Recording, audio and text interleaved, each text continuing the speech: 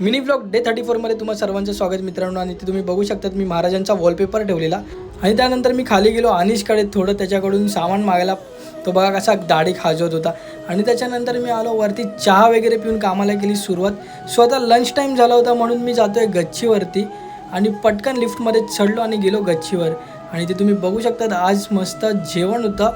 आणि त्याच्यानंतर जेवण वगैरे मी निघालो बँड्राला जायला आपल्या CNच्या ऑफिसमध्ये.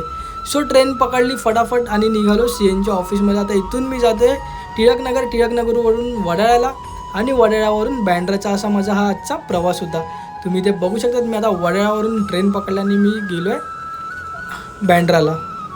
CNच्या ऑफिसमधून काम वगैरे पटापट पूर्ण करून मी पुन्हा एकदा घरी जायला निघालो. इथे तुम्ही बघू शकतात मी पटकन ट्रेनमध्ये बसलो बँड्रावरून निघालो टिळकनगरला जायला. तर असा काही होता हा आजचा दिवस. आजच्यासाठी एवढंच मित्रांनो. भेटूया उद्याच्या भागात. तोपर्यंत बाय.